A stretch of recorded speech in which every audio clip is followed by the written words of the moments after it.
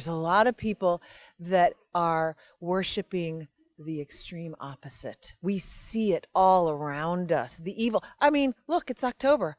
There's demonic symbols everywhere, and it's gently been worked into a holiday that is promoted. So just start with your Creator, and then you will reject the evil, and you will awaken to Him, and wherever that takes you. And for many of us, that has taken us to the Savior, Jesus Christ. All I see, by the way, is candy in October, but that's fine. You know, we were talking about that coming up here. As kids, we only knew trick or treat. But when you become an adult and you open your eyes, you look around and you see all the demonic everywhere. You go, wait, this is not candy. And in a time when people are censored and suppressed, we've watched it. We watched it from the beginning, them get censored and suppressed. So here we come, like-minded people come together for the first time. We're not afraid to talk to each other. We're talking about God, just plain Creator.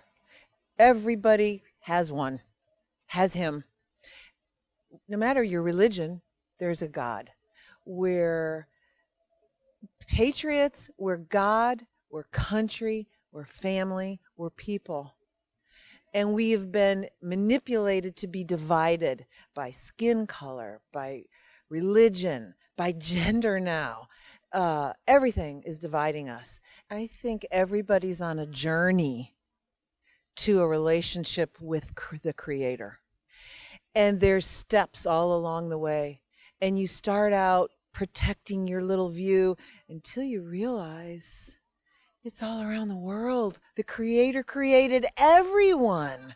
Muslims, Hindu, everyone. They call it something else. But when we get to the bottom line, God is in control of all of us. And we better wake up and reawaken Him. And in this country, we were founded on the principles of God, country, family, freedom. Is your life better today than it was 2 years ago? Are your children being attacked, genderized? Is your gas prices up? Have you lost your IRA and your retirement account? If those things can bring you together here, you would be a MAGA too. Protecting freedom is kind of like protecting an empty space. It's like setting up a fence around a space and promising people that in the future, something good will occupy that space. And the natural human tendency is to want to fill that space and to put something there that doesn't exist. So everyone's got an agenda that they want to push forward, and it's antithetical to freedom. Freedom is sort of the absence of that.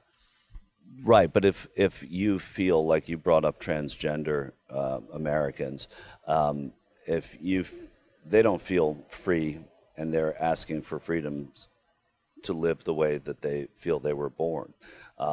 And why should we reject that culture? Well, it's not that we should, okay, so there's kind of two questions there. It's not that we need to reject the culture, it's that we need to give them help, because they're very confused individuals. I mean, men and women have always existed since the beginning of time. They're separate. It's a binary system. And I know that's not popular to say right now, but that's what's so unfortunate. I mean, we're losing our grip on common sense. I mean, everyone has known this in every corner of the globe throughout all of human history until about 2 minutes ago. And, you know, Bill Maher brought up a great point. He said, if this transgender movement is so universal and it's only coming out now because it's more accepted, then why is it regional? Why is it not happening in places like Ohio? Why is it happening mostly in LA? Why is it happening in places where you have these leftist ideologues who are pushing this agenda? So if it were something that were truly organic and grassroots, it would have come out a long time ago. And well, except the argument against that would be that, and historically, I mean, the gay rights movement was centered in Greenwich Village and the Castro in San Francisco because they felt less persecuted in those places because of an acceptance, right? And so if you're in Ohio, it might be more difficult in a small town, in a religious place, in a place that was where you knew everybody in town. You go to a big city, you can get lost in a big city and be who you are. That's what they would say. We want to give them help, honestly, okay, because they're murdering themselves at a rate of 42%, and that's before transitioning. After transitioning, it sometimes gets worse. So these are people that need help because they're confused. I mean, look, take any kid from middle school, okay, and ask them how they feel about themselves. They're going to be insecure. They can't get a date. Maybe they're not very successful with girls or whatever the situation is. And then tell them, it's okay. We understand. It's because you're actually a female trapped in a male body or vice versa. Okay, it's a very convenient excuse. It requires no proof whatsoever. It's not measurable. It's not testable. There's no standards. And if you convince someone that that's the root of the problem, of course they're going to go along with gender reassignment surgery and chemical castration and hormone replacement and all this other nonsense. And they're going to be permanently damaged. And we're seeing a lot of people that are now trying to detransition from the bad choices that were forced upon them by supposedly caregivers and parents at an earlier age. And it's really tragic.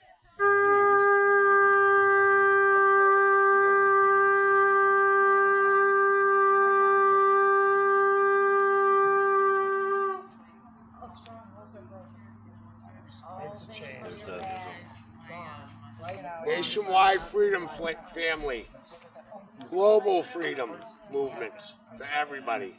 All our unalienable rights that cannot be taken by any man, woman, or voted away from you.